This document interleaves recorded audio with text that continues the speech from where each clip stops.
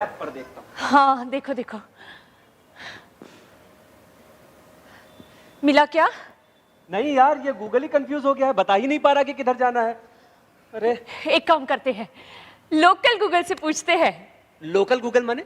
अरे हाँ, जैसे पहले के जमाने में जब ये मैप वगैरह नहीं था तब लोग एक दूसरे को रास्ता पूछ के जाते थे ना अपनी मंजिल तक। हाँ हाँ।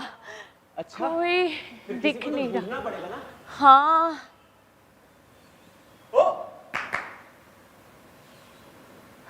हेलो, हेलो, सुनते हो?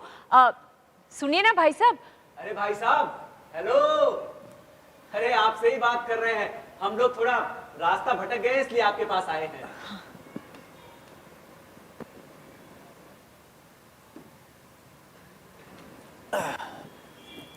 जी क्या कहा?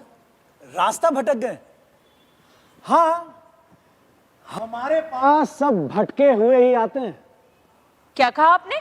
जी कुछ नहीं, मैं तो बस यूं ही बोलता रहता हूं। आप बताइए, आप क्या कह रही थी? हाँ, असल में हमने सुबह सोचा कि हम लोग चलेंगे और महाकाल के दर्शन करेंगे, तो हम घर से निकले और पिछले चौराहे से जैसे ही राइट मारा। बस बस बस बस, रहने दो, मैं बताती हूँ। भाई साहब दरअसल बात क्या है कि हमें ना महाकाल के दर्शन के लिए जाना है। अब ये चौराहे तक तो आ गए हैं, पर देखो ना यहाँ इतने सारे रास्ते हैं, समझ ही नहीं आ रहा कौन सा रास्ता महाकाल जाएगा। हाँ। सारे रास्ते वहीं जाते हैं, कुछ सीधे जाते हैं तो कुछ घूम कर जाते हैं, लेकिन पहुंचते सब वही हैं, महाकाल। एक बात और, हम महाकाल जाते नहीं हैं, महाकाल हमको बुलाते हैं। क्या बात है भाई साहब, क्या बात है। और क्या कॉस्ट्यूम है आपकी। अरे ये बताइए, कोई फैंसी ड्रेस कंपटीशन है क्या जिसमें जा रहे हैं आप? कंपटीशन? और क्या ये कॉस्ट्यूम देख रहे हैं? भाई साहब मैं आपको बता दूं, आपका ना फर्स्ट प्राइज आएगा। कितने एकदम। सुंदर लग रहे हो आप, एकदम कृष्ण भगवान की तरह। अरे हैं? 100% कृष्ण भगवान की तरीके से लग रहे हैं। मैं सच में कृष्ण जैसा लग रहा हूं। और क्या? एक बार और ध्यान से देखिए ना इस तरफ। एक सेकंड। सच में कृष्ण लग रहा हूं? हाँ, बिल्कुल। 100% लग रहे हैं। एक बात कहूं, आप लोग चकित तो नहीं हो जाएंगे? नहीं नहीं नहीं, बताइए। मैं सच में भगवान श्री कृष्ण ही हूं। हाँ, और मैं सच में शाहरुख खान ही हूँ। लो, किराए के कपड़े पहन के लोग खुद को भगवान समझने लगते हैं। क्या कहा आपने? नहीं नहीं, वो आपके काम लायक बात मैंने सुन लिया, मैं सब सुन लेता हूं।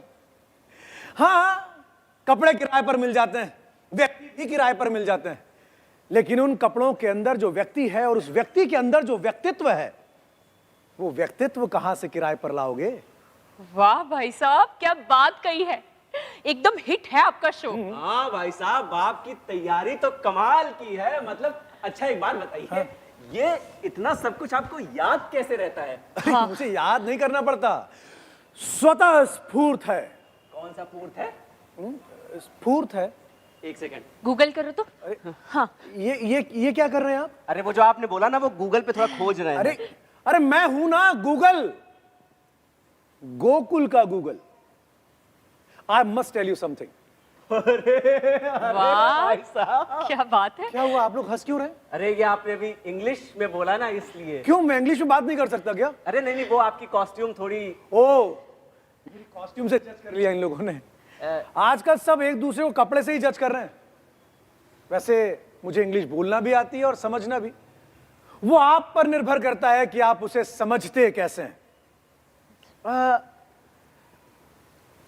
आपकी सीमा हो सकती है, पर मेरी कोई सीमा नहीं। वाह, क्या तो बात है। वैसे एक बात बताऊं भाई साहब, बचपन में ना मुझे भी नाटकों का बहुत शौक था। अच्छा। तो एक नाटक में मुझे शंकर भगवान के गढ़ का रोल करने का मौका मिला। बस 2 लाइनें मिली थी भाई साहब, स्टेज पे पहुंचा, वो भी भूल गया।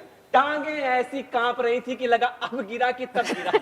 बस उसी दिन कसम खा ली थी कि भैया ये नाटक वाटक अपने बस का काम नहीं है, अपने लिए तो सरकारी नौकरी ठीक है। हाँ, सब लोग किसी ना किसी की नौकरी तो करते ही हैं।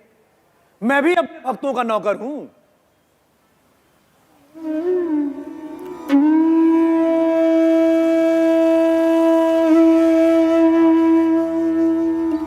मधुर धुन है ना? हाँ।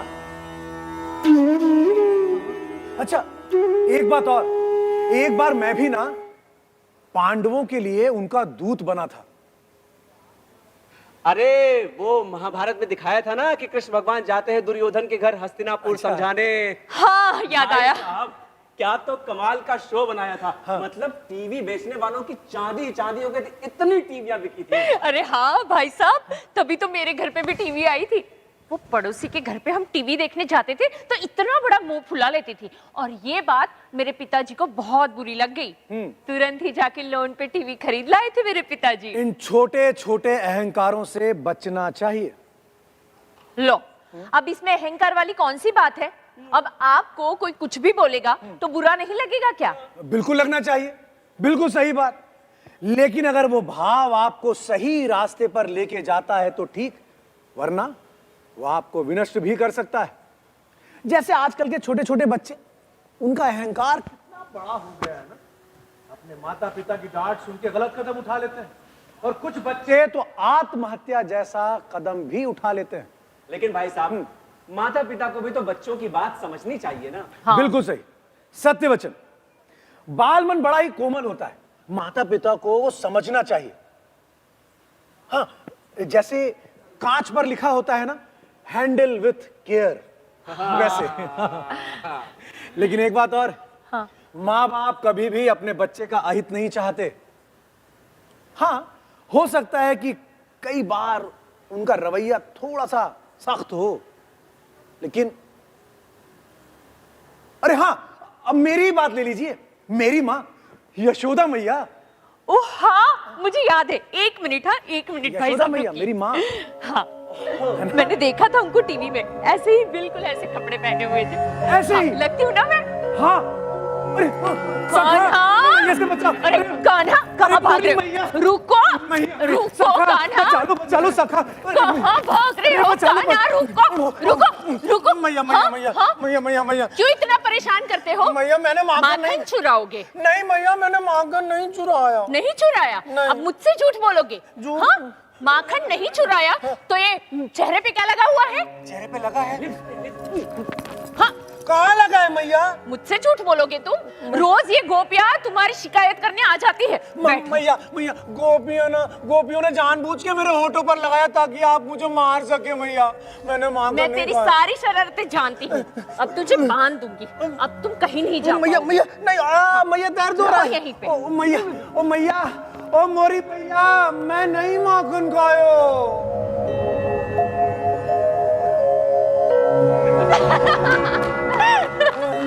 मजा आ गया भाई साहब। कमाल। मैंने बड़ा शरारती था, कभी कभी गोपियों की मटकियां फोड़ देता था, दूसरों के घर से जाके माखन चुरा के खा लिया करता था। लेकिन कभी भी मैं घर छोड़ के नहीं भागा। जब मां दंड देती है ना, तो वो भी कष्ट सहन करती है।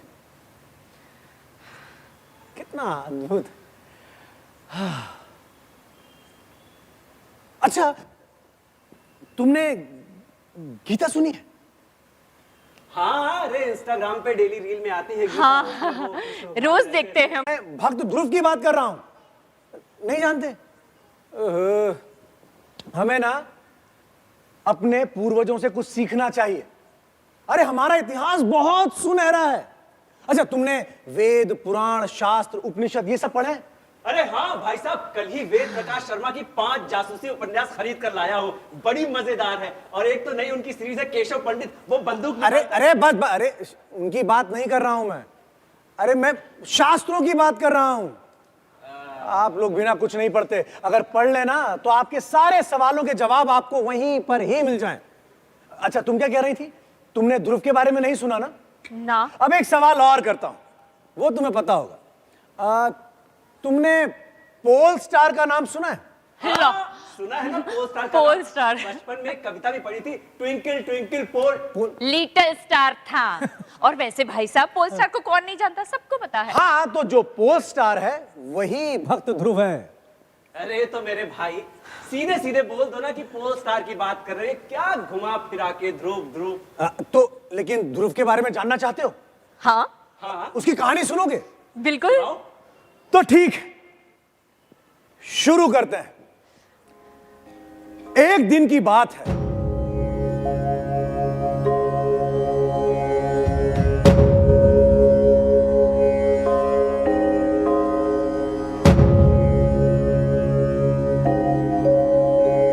रानी सुनीति के पुत्र ध्रुव अपने पिता उत्तानपाद की गोद में जाकर बैठ गए। जैसे ही ध्रुव अपने पिता की गोद में बैठकर खेल रहे थे कि तभी वहां छोटी रानी सुरुचि पहुंच गई। रानी सुरुचि ने ध्रुव को अपने पिता की गोद में खेलते हुए देखा और एकदम गुस्सा हो गई। रानी सुरुचि ने ध्रुव को राजा उत्तानपाद की गोद से नीचे उतारते हुए कहा, तुम अपने पिता की गोद में नहीं बैठ सकते हो।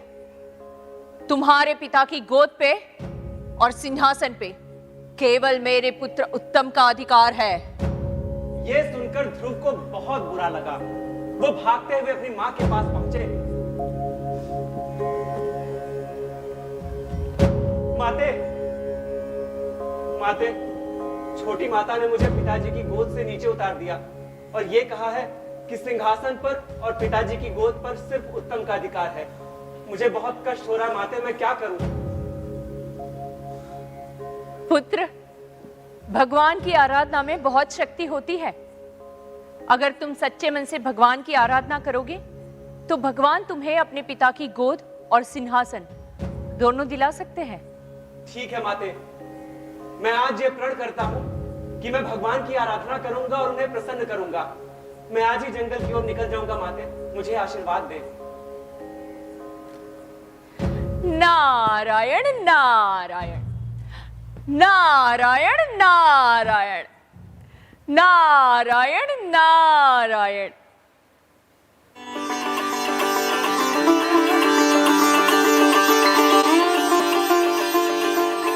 बालक, तुम जंगल की तरफ कहां जा रहे हो? मैं भगवान का ध्यान करने के लिए जा रहा हूं प्रभु। नारायण नारायण। बालक, तुम अभी बहुत ही छोटे हो और ये जंगल बहुत ही भयानक है। तुम्हें इस तरह अकेले जंगल में नहीं जाना चाहिए। जाओ, तुम अपने घर वापस लौट जाओ। नहीं प्रभु, मैंने अपनी माता को वचन दिया है कि मैं भगवान की आराधना करूंगा और उन्हें प्रसन्न करूंगा। मैं तभी वापस जाऊंगा प्रभु। नारायण नारायण। ठीक है पुत्र, यदि तुम्हारा निर्णय इतना ही अटल है तो मैं तुम्हें एक मंत्र देता हूं। तुम उसका जाप करते रहना। ओम नमो भगवते वासुदेवाय। ओम नमो भगवते वासुदेवाय। ओम नमो भगवते वासुदेवाय।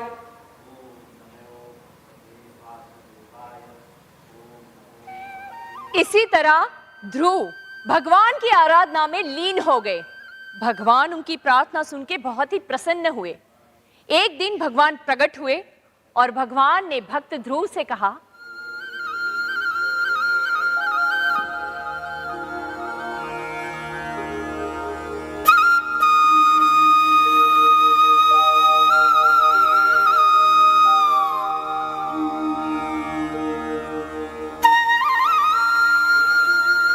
वत्स, हम तुम्हारी तपस्या से प्रसन्न हुए। तुम्हें राजसुख मिलेगा, साथ ही तुम्हारा नाम और तुम्हारी ख्याति सदा सदा के लिए अमर हो जाएगी। तथास्तु। और इस तरह भक्त ध्रुव का नाम सदा सदा के लिए अमर हो गया। हाँ, और आज भी हम उन्हें आसमान में सबसे ज्यादा चमकने वाले तारे ध्रुव तारे यानी कि पोल स्टार के नाम से जानते हैं। वो देखो, पोल स्टार। वो रहा। तो इस कहानी से तुमने क्या सीखा बताओ? इसे कहते हैं पॉजिटिव जिद। ये बात तो आपकी सही है भाई साहब। अच्छा, तुमने वो गीता की बात कर रहा था ना मैं, है ना? हाँ, मेरी भी एक गीता है, श्री कृष्ण गीता, और वो मैं आप लोगों को सुनाना चाहता हूं। हाँ, लेकिन आजकल के लोग इसकी ओर ध्यान नहीं दे रहे हैं। अरे मेरी गीता में सारी गीताएं समाहित है। वाह भाई साहब, वेरी गुड। इतने ज्ञान की बात कर रहे हो। हाँ। बहुत कुछ पढ़ा हुआ है लग रहा है। गुड। एक बात पूछूं? हाँ। जब इतने काबिल हो तो युद्ध क्यों करवा दिया? मिसेस की बात बिल्कुल सही है भाई साहब, युद्ध क्यों करवा दिया आपने? फालतू में कितने लोग मारे गए? हाँ, पॉइंट। अरे देखो देखो देखो, मैं युद्ध को जस्टिफाई नहीं कर रहा हूं, बिल्कुल भी नहीं। अच्छा, किस एग्जाम्पल से समझाऊं?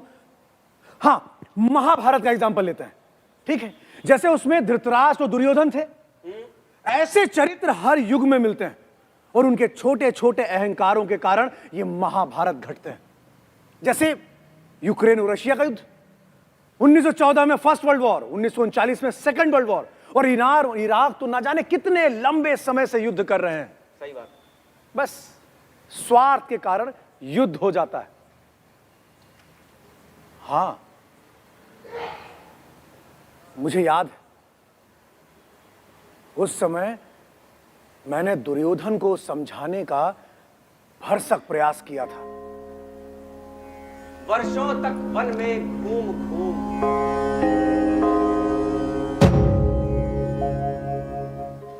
बाधा विघ्नों को चूम चूम, सह धूप घाम पानी पत्थर, पांडव आए कुछ और निखर।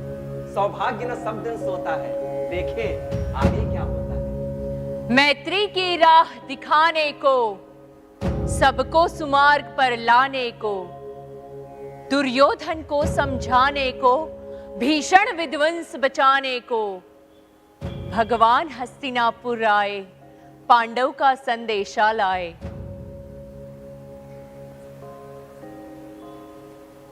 दो न्याय तो आधा दो,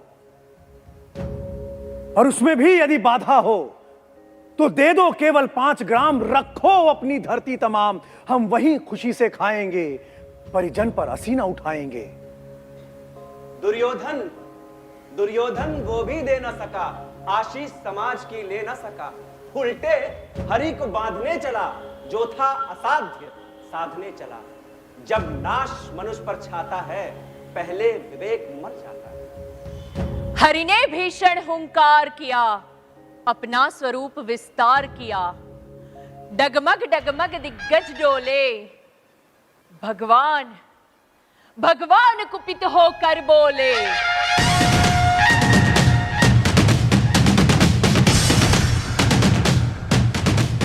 जंजीर बढ़ाकर साध मुझे, हां हां दुर्योधन बांध मुझे।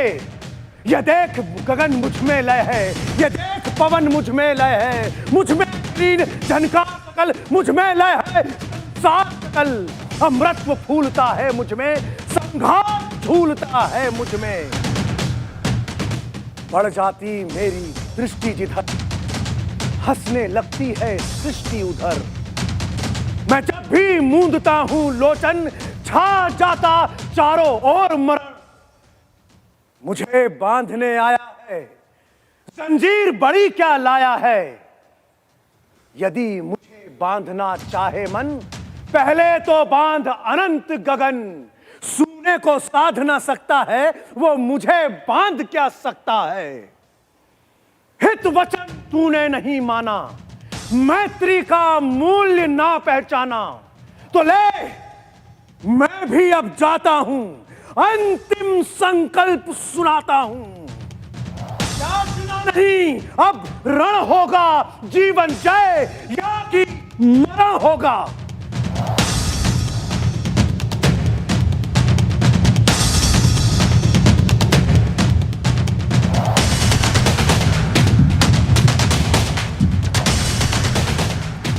मैं युद्ध विरोधी हूं।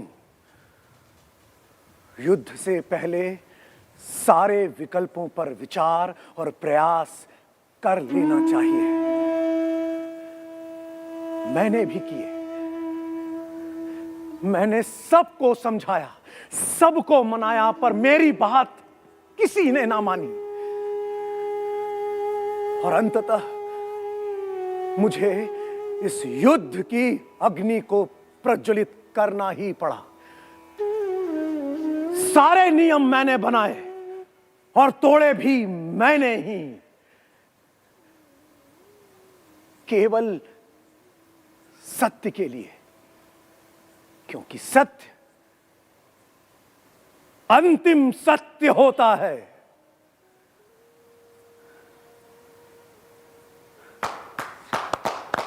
क्या बात है भाई साहब, क्या बात है। वैसे देखा जाए ना तो जो मेरा जीवन है ना वो रोमांचक घटनाओं से भरा हुआ है। लो, हाँ? अभी तो कह रहे थे मैं भगवान हूँ। आपको क्या चिंता भाई? हाँ भाई साहब, आपको काहे की टेंशन, आप तो बस बंसी बजाओ और रास। नहीं नहीं, ये बिल्कुल गलत है, बिल्कुल गलत। ऐसा नहीं है। अरे मुझे भी तकलीफ होती है, मुझे भी दर्द होता है। अरे आप लोगों की परेशानी मेरी परेशानी है, आपकी समस्या मेरी समस्या है, क्योंकि इस संसार के कण कण में मैं बसता हूं। अच्छा, जैसे जब पुत्र की तबीयत खराब हो जाती है तो पिता को भी रात भर नींद नहीं आती, वैसे ही जब मेरा भक्त परेशान रहता है तो उसकी मदद करने के लिए मुझे जाना ही पड़ता है। भाई साहब, ये तो संसार का नियम है, पर एक बात बोलूं, आपके साथ बातें करने में बड़ा मजा आ रहा है। मुझे भी बड़ा मजा आ रहा है। अच्छा एक बात बताओ भाई साहब, ये बातों से ही पेट भरोगे या कुछ खिलाओगे पिलाओगे भी? बड़ी जोर की भूख लग रही है। मुझे भी। मैं क्या आपको ऑफर करूं? मैं तो खाली हाथ बैठा था यहाँ पे, आपने देखा ही है। मेरे पास कुछ भी नहीं है। बोलो। हाँ, बात बात पे तो खुद को भगवान कहते हैं और फिर बोलते मेरे पास कुछ भी नहीं है। ये क्या बात हो गई? बड़े तफरीबाज आदमी हो कसम से। अरे तफरी किस बात की, मैं सच कह रहा हूं। अरे मेरे पास कुछ भी नहीं है और जो कुछ तुम्हारा है वही मेरा। बातें करना तो कोई आपसे सीखे। वैसे एक बात बताऊं, मेरे पास खाने के लिए कुछ है। अरे देख लो भैया, आधे घंटे से कह रहे हैं कि पेट के अंदर चूहे बिल्ली सब कूदते चले जा रहे, रखी हैं लेकिन बताएंगी नहीं। आप हमारे साथ खाना खाएंगे? अरे बिल्कुल खाऊंगा। ठीक है, मैं लेके आती हूँ।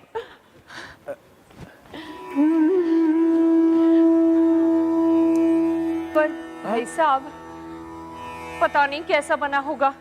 वो बहुत जल्दी जल्दी में बनाया ना। पहले पता होता कि आपको खिलाना है तो कुछ अच्छा सा बना के ले आती। रोटी और लहसुन की चटनी है, चलेगा? अरे बिल्कुल चलेगा, जल्दी खिलाओ ना, भूख लग रही है। बैठो बैठो, खिलाती हूँ मैं। कितने अरसों बाद जमीन पर बैठ के खाना खाऊंगा। पहले जरा आप चख के देख लीजिए ना, नमक तो सही है कि नहीं। लाओ, वैसे ही बहुत कस के भूख लग रही थी। ये लीजिए। ये लहसुन की चटनी है? हाँ। अरे लहसुन ही नहीं पड़ा हुआ है इसके अंदर।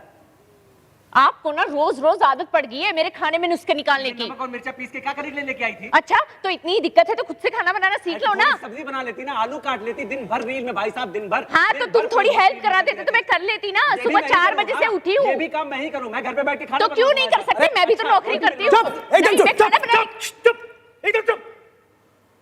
कितना लड़ते हो तुम दोनों? अरे कान दुखने लगा।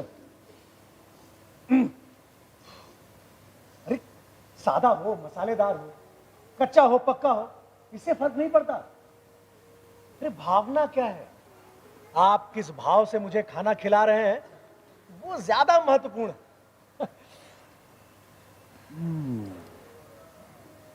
आनंद आनंद दिया। सुनो,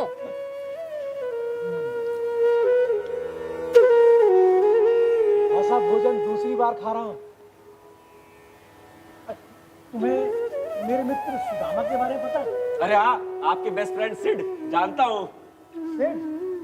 शॉर्ट फॉर्म? अजीब है आप लोग। मैंने सुना था कि वो आपके मित्र सुदामा, वो तो बहुत गरीब थे, है ना? हाँ, अमीर गरीब, यश अपयश, इन सब का कारण है आपका प्रारब्ध, जिसे कोई नहीं काट सकता, यहां तक कि मैं भी नहीं काट सकता। लेकिन हाँ, जो मेरी शरण में रहता है ना, उस पर उसका असर थोड़ा कम होता है। सुदामा जिस भाव से भोजन कराया था, आज भी लोग खाना लेकर आते हैं मंदिरों में, बड़ी बड़ी थालियों में, ये पकवान वो पकवान, अरे इसमें भाव ही नहीं है। अपने जेब से मोबाइल निकालते हैं, मुझे पीछे बैकग्राउंड में रखते हैं और सेल्फी लेके चले जाते हैं। अरे सेल्फी पे लेके मत जाओ, दिल में लेके जाओ। मैं सुदामा के दिल में बसता था और सुदामा मेरे दिल में। मित्रता कमाल की चीज है ना।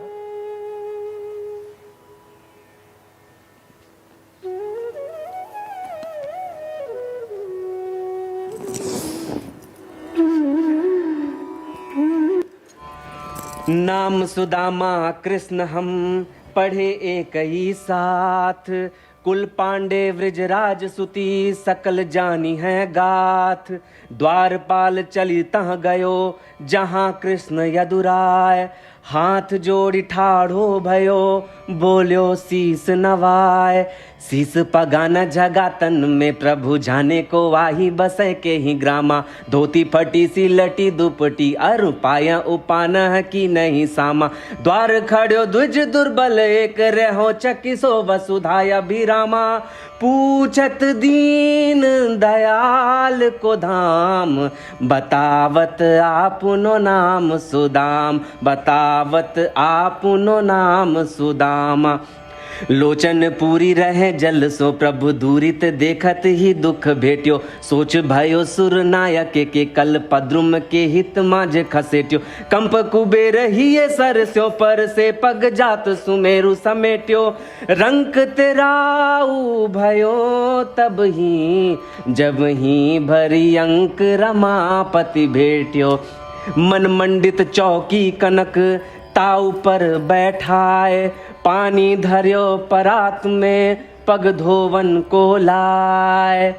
ऐसे बेहाल बेवाइन सो पग कंटक जाल लगे पुनि जोए। हाय महादुख पाए सखा तुम आए इतना किते दिन खोए। देखी सुदामा की दीन दशा करुणा करके करुणा निधि रोए।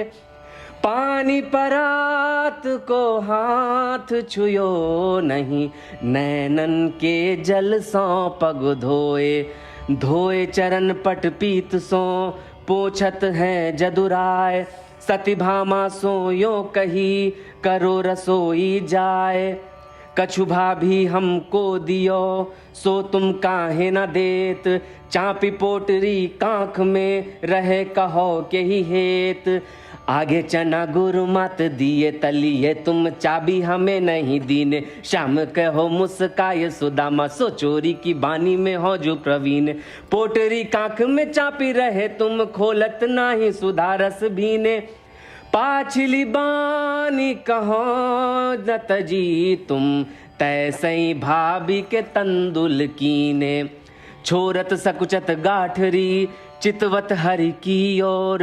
जीरन पट फट छुट पर्यो बिथिर गए ते ही ठोर। एक मुट्ठी हरि भर लई लीन्ही मुख में डार। चबद चबाऊ करन लगे चतुरानन त्रिपुरार। जय जय कृपा निधान, जय जय कृपा निधान। तुम करुणा की खान रख्यो मित्र का मान। जय जय कृपा निधान, जय जय कृपा निधान।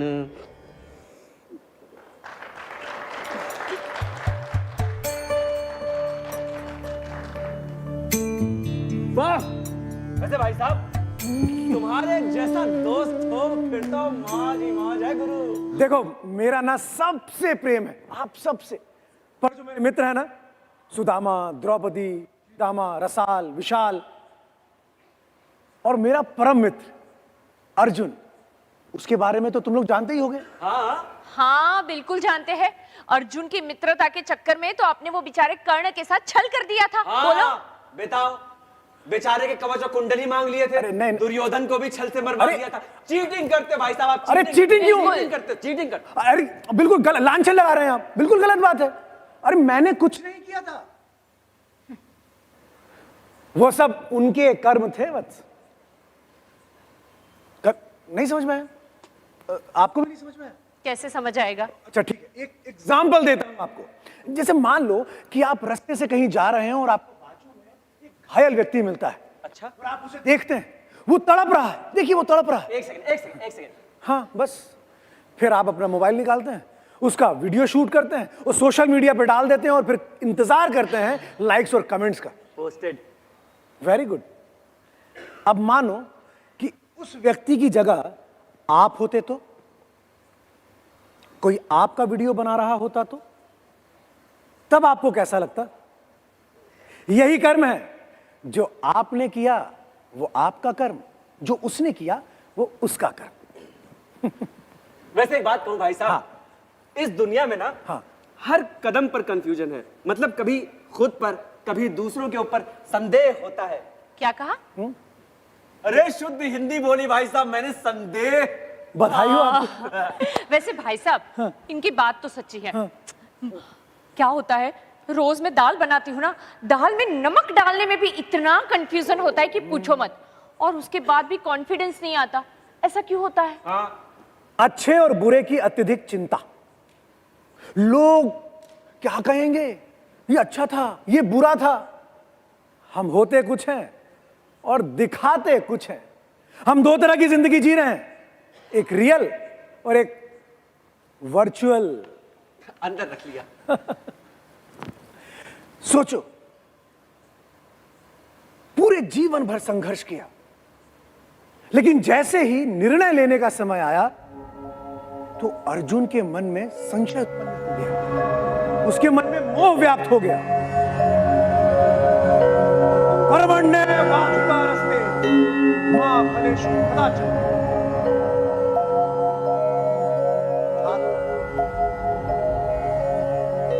आपका अधिकार कर्म पर है, उसके फल पर नहीं। भाई साहब, मैं आपकी इस बात से ना ज्यादा अग्री नहीं करती हूँ। क्यों? मानते हो कि नहीं? ये सब बातें ना कहने के लिए बहुत सरल है, पर करने के लिए ना बहुत मुश्किल है। भाई साहब, मिसेस बिल्कुल सही कह रही हैं। आप बताओ, हाँ। कैसे पॉसिबल है कि हम बिना फल की चिंता किए कर्म करते रहे? ऐसा होता है कहीं? बस यही एक समस्या है, क्योंकि हमने अपने मन को इस तरह से प्रशिक्षित किया है कि वो कर्म करते समय सबसे पहले फल के विषय में सोचता है, कर्म बाद में करता है। और कई लोग तो कर्म करते ही नहीं हैं, कर्म वहां कोसों दूर खड़ा रहता है और फिर बाद में कोसते हैं अपने भाग्य को। इसको मैं ना आपको 4 बिंदुओं में समझाता हूं, ठीक है? पहला, कर्म करना आपके हाथ में है। दूसरा, कर्म का फल देना किसी और के हाथ में है। तीसरा, कर्म करते समय फल की इच्छा मत रखो। और चौथा, इच्छा छोड़ने का यह अर्थ नहीं है कि आप कर्म करना ही छोड़ दो। भाई साहब, एक बात कहूं, जरा सा मौका मिलता है आपको प्रवचन फेलने लगते हो। अरे आपको जाना था ना कहीं पे? अरे ये कॉस्ट्यूम पहन के कहीं शो करने जा रहे थे। अरे मैं मुझे कहीं नहीं जाना। एक सेकेंड भाई साहब, नेटवर्क आ गया। रुक जा, मैं आपके लिए ओला बुक कर अरे देता हूं। ओला क्यों हाँ, कर रहे हैं? बिल्कुल। अरे अरे जाओ यार। कोई चिंता की बात नहीं है, कर देंगे वो, कर दो अरे कहाँ जाना है? आप तो खाली अरे एड्रेस ओला बताओ। बुक करने की अरे कोई अभी जरूरत- 2 मिनट में आ जाएगी। अरे मेरे पास मेरा रथ है, मैं सारथी रहा हूं, मुझे चलाना आता है। आप लोग, हाँ समझ में आ गया। आप सब लोगों को मेरी बातें बोर कर रही है ना? अरे मैं समझ गया। नहीं भाई साहब, अरे नहीं, मैं समझ गया। नहीं देखिए भाई आप साहब, लोगों को ये लग रहा है कि मैं बकवास कर रहा अरे हूं, नहीं, अरे यहां वहां की फेंक रहा हूं। एक तो अजीब से कपड़े पहना हुआ हूं, आपको ये लग रहा है कि मैं किराए से लेकर आया हूं, है ना? अरे नहीं भाई साहब, ऐसी वाली बात तो नहीं सोच रहे थे हम। वो तो आपके चेहरे पे दिख रहा है कि आप यही सोच रहे थे। आप लोगों को लग रहा होगा कि क्या बकवास है। अरे ये तो हम सब जानते हैं। हाँ जी, आप लोग बड़े लोग हैं, बुद्धिजीवी हैं, सब जानते हैं। अरे तब जानते हैं तो उसका प्रयोग करिए ना। ऐसे ज्ञान का क्या लाभ जो काम ना आए। ये जो मैं बातें कर रहा हूं ना, ये महाभारत काल में जितनी अर्जुन के लिए उपयुक्त थी, उससे ज्यादा आज के समय में उपयुक्त हैं। इन हजारों सालों में आप लोगों ने मुझे क्या से क्या बना दिया। मेरे भक्तों ने मुझे भगवान बना दिया, मेरे विरोधियों ने मुझे कुचक्री, कुटिल ये घोषित कर दिया, कपटपट्टू बना दिया मुझे। आप लोगों ने मुझे ना जाने कितने नाम दिए। देवकी नंदन, द्वारकाधीश, माधव, गोपाल, हरि, नारायण, मुरारी, कान्हा और भी ना जाने क्या क्या। भाई साहब, मुझे तो ना कान्हा नाम बहुत पसंद है। मैं तो भाई कभी साहब। कभी ना प्यार से इन्हें भी कान्हा कह लेती हूँ। कान्हा के भाई साहब मुझे तो गोविंदा बड़ा अच्छा लगता है। और भाई साहब वो उसकी फिल्म आई थी ना हीरो नंबर 1, उसमें क्या तो उसने डांस किया था, ऐसे ऐसे ऐसे। बहुत बढ़िया, अच्छा नाचते हैं आप। अरे सॉरी, थोड़ा फ्लो फ्लो में निकल जाता है कभी। हाँ। गोविंदा। अच्छा एक बात बताओ, मैंने आपसे अभी कहा क्या कि मुझे किस नाम से पुकारो? नहीं। नहीं ना, ये आपकी श्रद्धा थी ना। बस आप मुझे जिस रूप में पाना चाहते हैं, जिस नाम में पाना चाहते हैं, मैं वैसे ही आपको मिलूंगा। अच्छा एक बात बताइए भाई साहब। हाँ। ऐसा होता है कि कई बार हम लोग किसी चीज के लिए बहुत प्रयास करते हैं, बहुत मेहनत करते हैं, लेकिन फिर भी असफल हो जाते हैं। ऐसा क्यों होता है? हाँ, ये तो मेरा भी सवाल था। प्रारब्ध। अरे यार, आधे घंटे से प्रारब्ध प्रारब्ध प्रारब्ध प्रारब्ध बोले पड़े हो। बताओगे कि प्रारब्ध का मतलब क्या होता है? हाँ। यह सवाल सबके मन में होगा, सबके मन में। प्रारब्ध, यह है हमारा प्रारंभ, यही है हमारा बीज, हमारी शुरुआत, हमारे कर्म। हो सकता है कि हम उसको भूल गए हों, हमें याद ना हो, लेकिन ऐसा नहीं है कि अगर आप भूल गए हैं तो वो कर्म भी समाप्त हो गए। बिल्कुल नहीं, वो जीवित हैं और हमेशा जीवित रहेंगे। एक और एग्जांपल दूं। जैसे मान लो कि आपने किसी बैंक से ऋण लिया हो, मतलब लोन। अरे इतनी हिंदी आती है भाई साहब। ठीक है, ठीक है। तो लोन लिया है, तो जब तक आप उसे चुका नहीं देते वो आपके नाम पर ही रहेगा और उस पर ब्याज भी लगता रहेगा। हाँ। अब इसका विपरीत, अगर आपने अपने खाते में कुछ पैसे जमा किए हैं तो वो आपके नाम पर ही रहेंगे, किसी और के नहीं होंगे। इसी प्रकार कर्मों का भी वही खाता होता है। ये बात मैं आपकी समझ गई। तो भाई साहब, आप ये कहना चाह रहे हैं ना कि खाता ही नहीं खुलवाना चाहिए, टेंशन ही नहीं। अरे नहीं नहीं, लेकिन ये अच्छा प्रश्न था। लेकिन ऐसा हो नहीं सकता। अकाउंट तो खुलेगा, उसके बिना काम नहीं चल सकता। अरे तो भाई साहब एक बार कहते हो कि अकाउंट नहीं खुलवाना है, दिक्कत हो जाएगी, फिर कहते हो कि अकाउंट खुलवाना ही पड़ेगा, उसके बिना काम नहीं चल सकता। अरे कहना क्या चाहते हो यार, कंफ्यूज करके रखा है। आराम से, बड़े चंचल हो, इसका मन स्थिर करो। मैं तो रोज बोलती हूँ। हाँ, आप भी इसका करो। हाँ। अच्छा चलिए, मान लेते हैं कि आपने खाता नहीं खुलाया, तो आप अपनी पूरी मेहनत का पैसा इकट्ठा करके अपने पिताजी के अकाउंट में जमा कर देते हैं और महीने का खर्च भी उन्हीं से ही मांगते हैं। अब बताओ कैसा रहेगा? ओ भाई साहब, ऐसा नहीं होता तो है।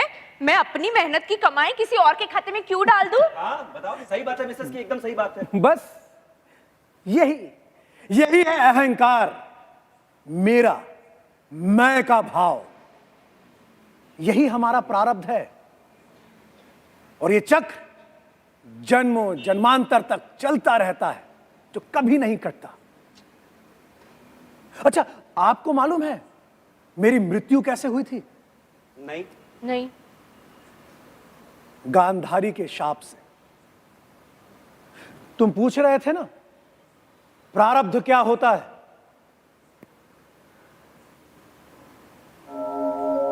ये मेरा प्रारब्ध था। मेरी मृत्यु इसी प्रकार होनी थी।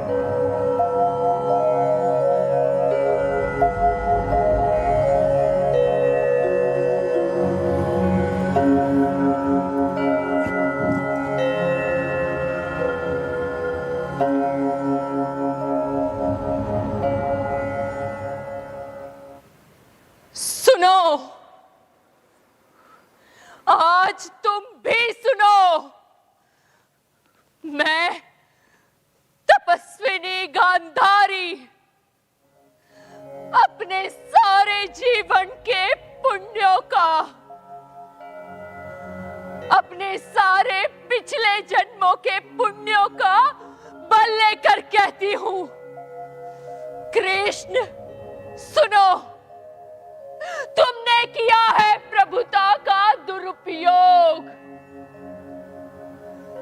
यदि मेरी सेवा में बल है, संचित तप में धर्म है, तो सुनो,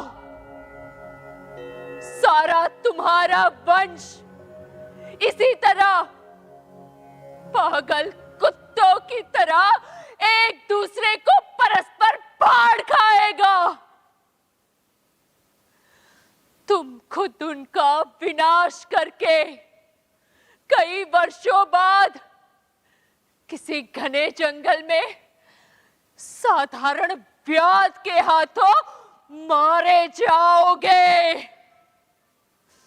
प्रभु हो, पर मारे जाओगे पशुओं की तरह।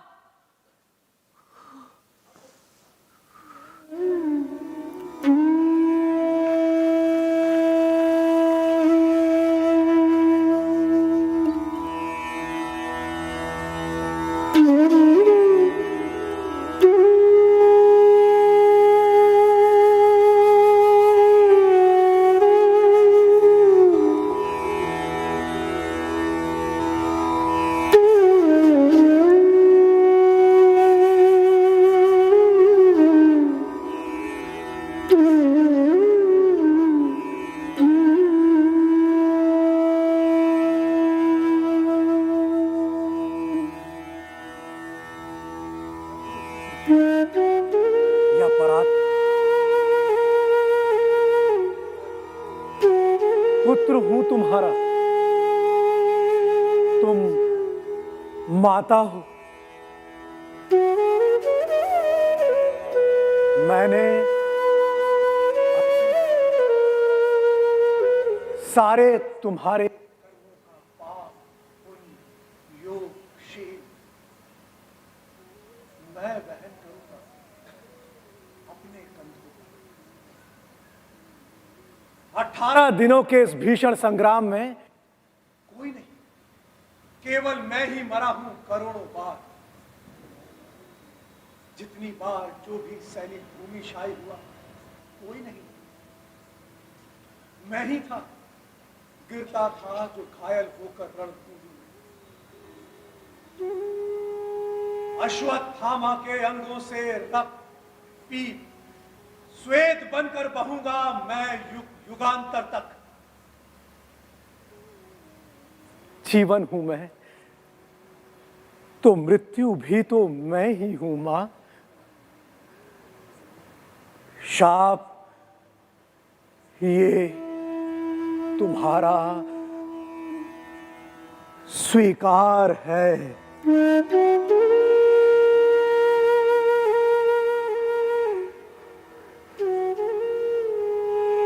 जब तक मैं जीवित हूं, पुत्रहीना नहीं हो तुम। प्रभु हूं या परात पर हूं, पर पुत्र हूं तुम्हारा।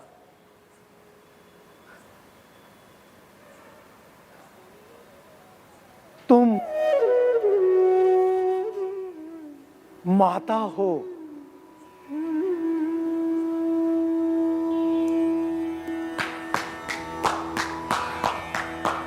क्या तो बात है भाई साहब, कमाल। भाई साहब, हेलो हेलो। अरे क्या हो गया? अरे ओ कुछ तो बोलो। आपने क्या? कुछ उल्टा सुल्टा तो नहीं बोल दिया ना? मैंने कहा कुछ बोला? मैंने भाई साहब डराओ मत यार। भाई साहब कुछ गलत लगा हो तो माफ कर दीजिएगा। अरे भाई- सॉरी। कुछ भाई तो साहब- बोलिए। क्या हुआ? अरे यार डरा दिया, और क्या हुआ? मैं लंबी यात्रा पे निकल गया। वैसे एक बात कहूं भाई साहब, हाँ। कमाल, अद्भुत। अभी जो आपने किया ना एकदम रियल था, मतलब ये रोंगटे वोंगटे सब खड़े हो गए भाई अरे साहब। मैं वही था, मतलब मैं था। हाँ, चलो जाने दो। पर भाई साहब मुझे ये बताओ कि आपने क्या क्या पढ़ रखा है? सिर्फ पढ़ने से नहीं होता पगली, रियाज होता है, ये सालों का अभ्यास होता है। अच्छा, वैसे इन्हें कोई और काम धंधा तो होगा नहीं, यही करते होंगे बेचारे। हाँ सही है, मुझे कुछ नहीं करना पड़ता, आप लोग करते हो ना। अच्छा एक बात बताओ भाई साहब जी। ये इतने सब लोगों का ये जो इतना सब कुछ लिखा हुआ है, हाँ। ये आपको याद कैसे रहता है मतलब? अरे अरे सब मेरा बोला हुआ कहते हैं। सच में जो मैंने कहा वो उन्होंने लिखा और आपने पढ़ा। मुझे किसी दूसरे को पढ़ने की आवश्यकता नहीं पड़ती। हाँ मैं सच कह रहा हूं, सच है। अच्छा चलो छोड़ो, जाने दो। अच्छा एक बात और, दुनिया में जो भी घटित होता है ना, उसके पीछे कोई ना कोई कारण जरूर होता है ना। हाँ। महाभारत होने के पीछे भी कारण था, कई कारण थे। जैसे इस महोत्सव में आने वालों के कई कई कारण होंगे। जैसे शायद इनको बुलाया गया होगा, इनवाइट किया गया होगा। ये कौतूहलवश आए होंगे, नाटक का नाम बड़ा प्रिय लगा होगा तो आ गए। कुछ लोग वहां पीछे बैठ के मोबाइल चला रहे हैं, ये देखो शायद ये फोटो खींचने के लिए आए हुए हैं। ये फोटो खींच, वो वीडियो बना रहे हैं, शायद रील्स पे डालेंगे। तो सबके अपने अपने कारण होते हैं। महाभारत होने के भी कारण थे, ये हंसने का भी एक कारण है ना। इन सारे कारणों में से एक कारण यह भी था,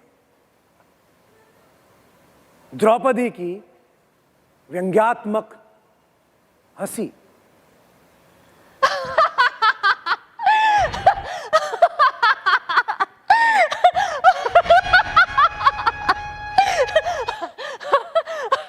देखो, अंधे का पुत्र अंधा।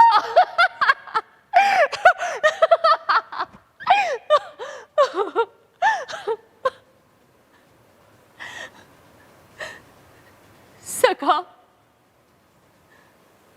मैंने ये तो नहीं चाहा था। यही हमारी नियति है पांचाली, हम चाह के भी इसको नहीं बदल सकते। वो हमारे कर्मों को परिणामों में बदल देती है। तुम प्रतिशोध लेना चाहती थी ना, तुम्हारा प्रतिशोध पूरा हुआ। दुर्योधन दुशासन ही नहीं, सारे कौरव समाप्त हो गए। अब तो तुम प्रसन्न होगी ना। सखा, तुम मेरे घाव पे नमक छिड़कने आए हो क्या? नहीं नहीं पांचाली, मैं तुम्हें वास्तविकता से अवगत कराने के लिए आया हूं। तो क्या तुम्हें यह लगता है कि इन सब के लिए पूर्ण रूप से मैं ही उत्तरदायी नहीं हूं? नहीं पांचाली, तुम अपने आप को इतना भी इंपॉर्टेंट मत समझो। लेकिन हां, अगर तुमने अपने कर्मों में थोड़ी सी दूरदर्शिता रखी होती तो तुम इतना कष्ट ना भोगती। सखा, मैं क्या कर सकती थी सखा? तुम बहुत कुछ कर सकती थी पांचाली। तुम्हारा स्वयंवर, तुम्हें उस समय कर्ण को अपमानित नहीं करना था। उसे प्रतियोगिता में भाग लेने का एक मौका देना चाहिए था। संभवतः परिणाम कुछ और होते। तुमने अपने राजमहल में दुर्योधन को अपमानित किया। अंधे का पुत्र अंधा होता है। अगर ये ना कहती तो तुम्हारा चीरहरण ना होता। जब भी हम बोलते हैं ना पांचाली, तो उस शब्द को बोलने से पहले कई बार विचार में लाना चाहिए, क्योंकि मनुष्य ही एकमात्र ऐसा जीव है जिसका विष उसके दांतों में नहीं, उसकी बातों में होता है।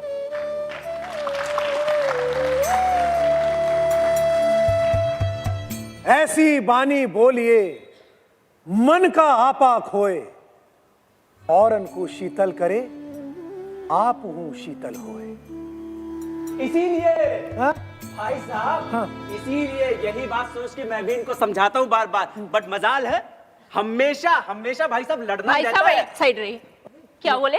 हाँ, तुम्हें क्या लगता है तुम्हारी जुबान से फूल झड़ते रहते हैं? रजनीगंधा हाँ, के। पूरे दिन इतनी बकवास करते रहते हो। नहीं नहीं भाई साहब, आप मुझे बोलने साहब, दीजिए, आप मैं मतलब बताती हूँ मुझे- आपको, मुझे मैं आना बताती नहीं, हूँ आने का आपको। भी ठीक से। अरे हमेशा भाई साहब, रोटी इनको का- इतनी कंप्लेंट है, शादी करके नहीं लाए, नौकरानी लाए, अरे नौकरानी तो ही ये रख बताओ, लेते घर के ना, अंदर फिर खाना इतनी मैं बनाऊं? तकलीफ है तो आप अपनी हटो माँ मेरे को से। बुला लो ना मुझे खाना कहाँ खाने के बनाकर लिए। खाना? मैं घर के अंदर बनाऊंगा अरे खाना। क्यों नहीं बना सकते? बाहर से कोई आएगा इतनी तो मैं- तकलीफ है मेरे खाने से तो बना। और भाई साहब, नहीं नहीं, मैं बंद, नहीं बनाने वाला। चुप नौकरी- चुप, स्टैचू, भाई साहब। स्टैचू, एकदम स्टैचू।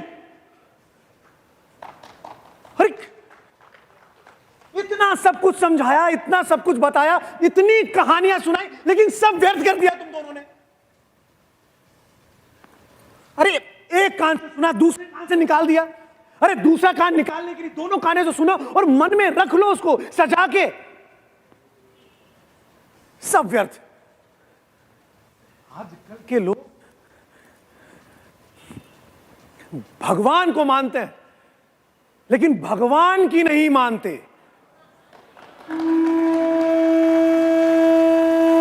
और अच्छा, ओवर। हाँ, तुम लोग ना एक दूसरे से प्रेम करते ही नहीं हो। अरे नहीं भाई साहब, ये बात तो मैं बिल्कुल नहीं मानूंगा। प्रेम तो बहुत है हमारे बीच में। बताओ। हाँ, मैं ना रोज इनको गुड मॉर्निंग के साथ वो इमोजी वाला हार्ट भेजती हूँ, रोज भेजती हूँ, गुड नाइट के साथ भी भेजती हूँ, ऑफिस जाते हैं तो मिस यू भी लिखती हूँ। हाँ, और मैं रात में डेली आई लव यू जान लिख के भेजता हूँ। अरे ये प्रेम नहीं है, ये प्रेम का दिखावा है। कहां है इसमें प्रेम?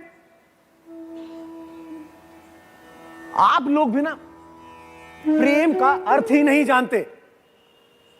आप लोग जब यूं मार्केट से गुजरते हैं ना, तो वहां दुकान के अंदर कोई चीज दिखाई देती है और आपको लगता है क्या कितनी अच्छी है, मुझे इससे प्रेम हो गया है, मैं इसको खरीद लूं। आप खरीद लेते हैं और जैसे ही वो आपके हाथ में आती है तो आपको अहंकार हो जाता है, अधिकार आ जाता है, ये तो मेरा है, मैं इसके साथ कुछ भी कर सकता हूं। वैसे ही जब एक लड़का लड़की एक दूसरे से प्रेम करते हैं तो शुरू में सब अच्छा लगता है, सब आनंद देता है। आप एक दूसरे के लिए गाना गाते हैं, एक दूसरे के लिए कविताएं लिखते हैं, एक दूसरे के साथ रील्स बनाते हैं, लेकिन जैसे ये तय हो जाता है कि आप एक दूसरे के हो गए तो एक दूसरे में बुराइयां नजर आने लगती हैं। नमक कम है, नमस्ते नहीं किया, वो आए थे तो घूंघट नहीं किया, हमेशा बुराइयां। और फिर जब तय हो जाता है कि आप शादी करने वाले हैं तो एक दूसरे पर सर्वाधिकार जमाने लगते हैं। प्रेम कहां रहा इसमें? इसमें गुस्सा है, द्वेष है, मोह है, अहंकार है। प्रेम, आप दोनों एक छोटी सी महाभारत कर रहे हैं अपने घर में, लड़ लड़के। होगी फिर महाभारत, करो महाभारत। और हां, अगर प्रेम को समझना है ना तो राधा को समझना होगा। राधा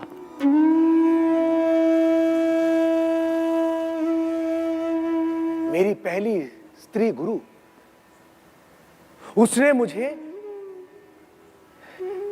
वासना रहित अतुलनीय प्रेम योग की शिक्षा दी, स्त्रीत्व के सभी गुण भाव विभावों की दीक्षा देने वाली। उसके दिए हुए मोर के पंख को मैंने सोच समझ के धारण किया। राधा, वो कभी मुझे कान्हा कहती थी तो कभी कहती थी कनु।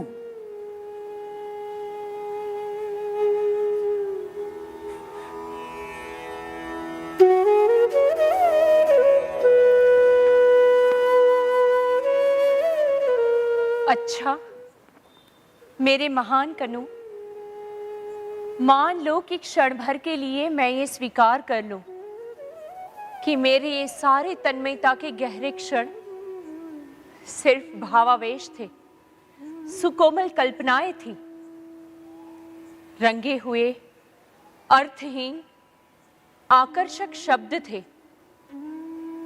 मान लो कि क्षण भर के लिए मैं ये स्वीकार कर लूं कि पाप पुण्य धर्म अधर्म, न्याय दंड, क्षमाशील वाला तुम्हारा ये युद्ध सत्य है।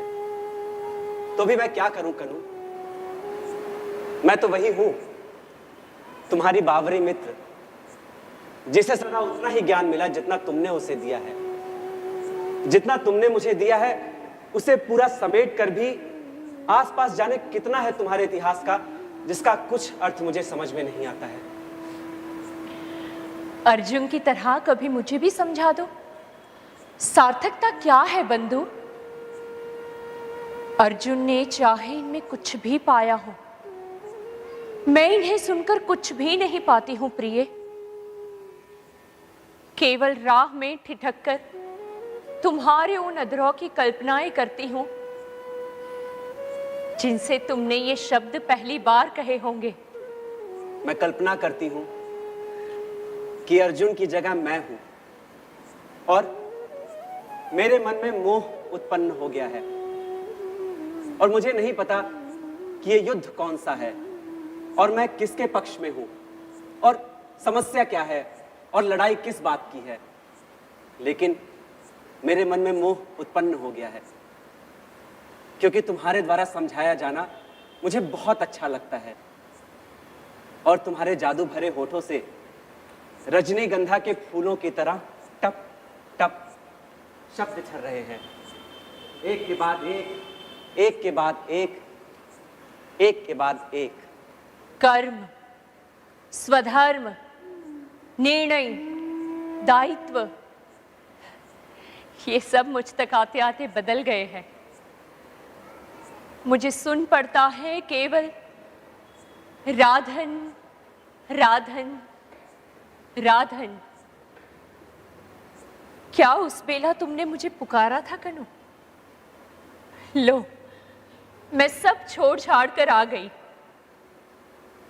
और इसीलिए तब मैं तुम में बूंद की तरह विलीन नहीं हुई थी। इसीलिए तब मैंने अस्वीकार कर दिया था तुम्हारा गोलोक का काला विधिहीन रास, क्योंकि मुझे फिर आना था। तुमने मुझे पुकारा था ना। लो, मैं आ गई हूं कनु और जन्मांतरों की इस अनंत पगडंडी के कठिनतम मोड़ पर खड़ी होकर तुम्हारी प्रतीक्षा कर रही हूं कि इस बार इतिहास बनाते समय तुम अकेले ना छूट जाओ। सुनो मेरे प्यार, तुम्हें मेरी जरूरत थी ना। लो, मैं सब छोड़कर आ गई ताकि कोई ये ना कहे कि तुम्हारी ये अंतरंग केली सखी केवल तुम्हारे सांवले तन के नशीले संगीत की लय बन तक रह गई हो। मैं पगडंडी के कठिनतम मोड़ पर तुम्हारी प्रतीक्षा में अड़िग खड़ी हूं कनु मेरे।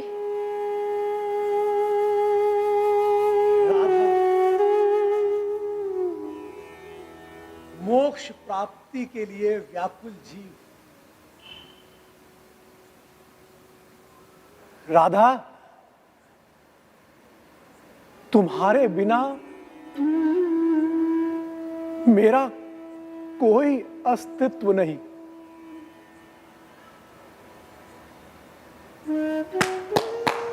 वाह, मजा आ गया भाई साहब। सॉरी भाई साहब, क्या तो कहानी है भाई, आंखों में आंसू आंसू निकलने लगे यार। अरे यार कमाल। वैसे भाई साहब, मैंने एक बात सुनी है, आप वो वृंदावन में गोपियों के साथ रास खेला करते थे। हाँ बिल्कुल। हाँ, हमारे साथ भी खेलेंगे क्या? क्यों नहीं? पागल, तुम्हें भी क्या हमेशा डांस डांस डांस करना रहता है ना। एक काम करें, आज हम दोनों डांस करें। ये देखकर मुझे अच्छा लगा। राधन का आराधन ही सुंदर जीवन का साधन है। कृष्ण तत्व का मूल है राधन, प्रेम पयोधी का ये धन है।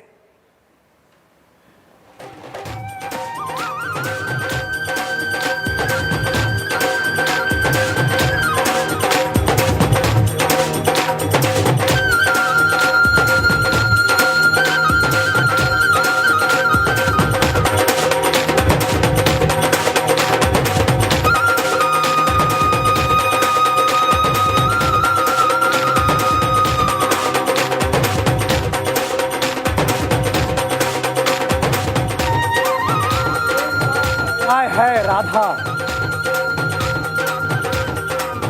के बिना उसका कोई अस्तित्व नहीं।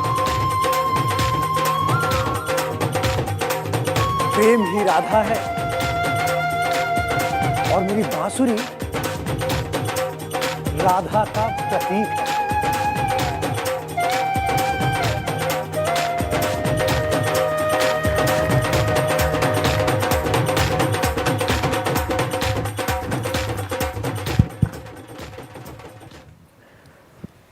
अरे ये भाई साहब कहाँ चले गए? अरे कहाँ चले गए? अरे मुरारी भाई, ये रास खेलते खेलते कहाँ चले गए? मोहन, अरे इधर तो नहीं गए? पता नहीं। अरे कान्हा भाई, ओ भाई साहब, अरे कहाँ द्वारकाधीश चले गए भाई? आप? अरे अरे अरे गोपाल भाई, दिखे क्या? नहीं नहीं, कहीं कहीं सचमुच के भगवान तो नहीं थे, रासलीला रचाने चले गए? दिमाग खराब हो गया तुम्हारा, उनके शो का टाइम हो गया होगा इसलिए निकल गए। लहसुन की चटनी खाई थी ना, इसीलिए दिमाग खराब हो गया है। अरे वो देखो। अरे भाई साहब, बोल के तो जाया करो। ऑल द बेस्ट आपके शो के लिए। गोविंदा, बाय गोविंदा।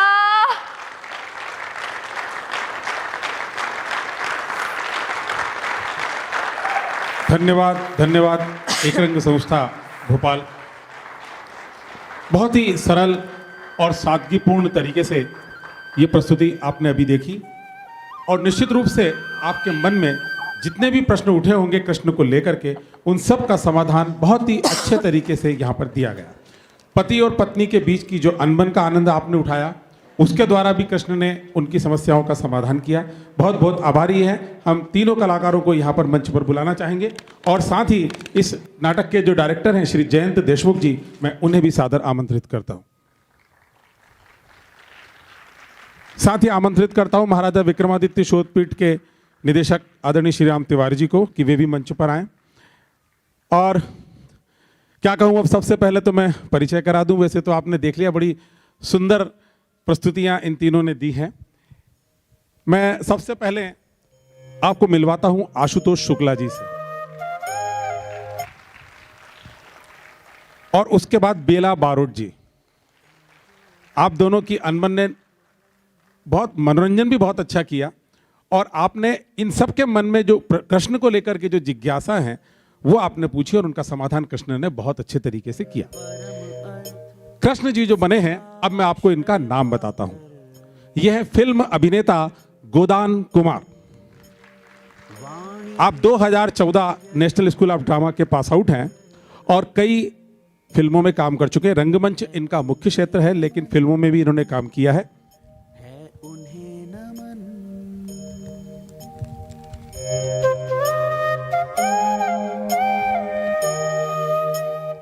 आपकी जो प्रमुख पिक्चर है मैं उनके नाम आपको बताता हूं। धड़क, फराज, मरजावा, लाल कप्तान, इत्तेफाक और रामदेश इत्यादि। इसके अलावा आप 27-28 नाटकों से लगातार जुड़े हुए और अपनी प्रस्तुतियां आपने दी हैं और आपने देखा कि कृष्ण के पात्र को बहुत सुंदर तरीके से इन्होंने इस मंच पर जीवित किया। और एक बात और जो मेरे दिमाग में आ रही है कि पात्र कुल 3 थे, लेकिन 10 पात्रों को इन्होंने इस मंच पर जीवित किया। और मैं अब अनुरोध करता हूं हमारे निदेशक श्री राम तिवारी जी से कि वे इन्हें सम्मानित करें।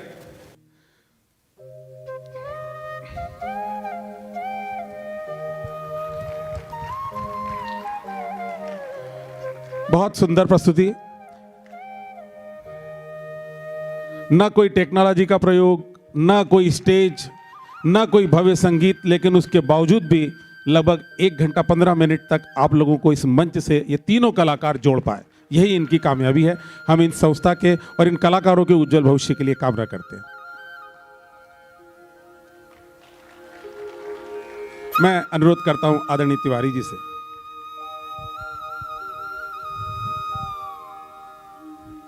जयंत देशमुख, मतलब शायद सदियों पुराना साथ है हम लोगों का। रंगमंडल भारत भवन जब शुरू हो रहा था तब से हम लोग साथ में हैं और जयंत से जैसी की उम्मीद थी वैसा ही ये गोविंदा का सुपरिणाम हम सब लोग देख पा रहे हैं। तो और गोदान कुमार को भी काफ़ी सालों बाद देखा है, और बाकी जो साथी हैं मंच के उनका भी अभिनंदन। और सिर्फ इतना ही कह सकता हूँ कि भोपाल में करना है इसको, बाकी ठीक, सबकी शुभकामनाएं। भगवान। और अब अंत में 2 मिनट में और लेना चाहूँगा। अभी पिछले 8 दिनों से जो प्रस्तुतियाँ आपने यहाँ पर देखी वो सब अलग अलग रंग की प्रस्तुतियाँ थी। कहीं बहुत ज़्यादा टेक्नोलॉजी का प्रयोग हुआ, कहीं बिल्कुल नहीं हुआ जो हमने आज देखा। कहीं 107 पात्रों ने कल इसी मंच पर अभिनय किया, आज मात्र 3। इस तरह के पिछले 8 दिनों से हर दिन नए नए रंग और आप सबका प्रसाद, तालियों का प्रसाद इस मंच को निश्चित रूप से मिला है। हम आपके बहुत बहुत आभारी हैं। प्रकाश देव फौजदार और आलेख संगीत संचालन अरुण शेखर। श्री अरुण शेखर जी और प्रकाश फौजदार जी जिन्होंने यहाँ पर ये संपूर्ण व्यवस्था की है।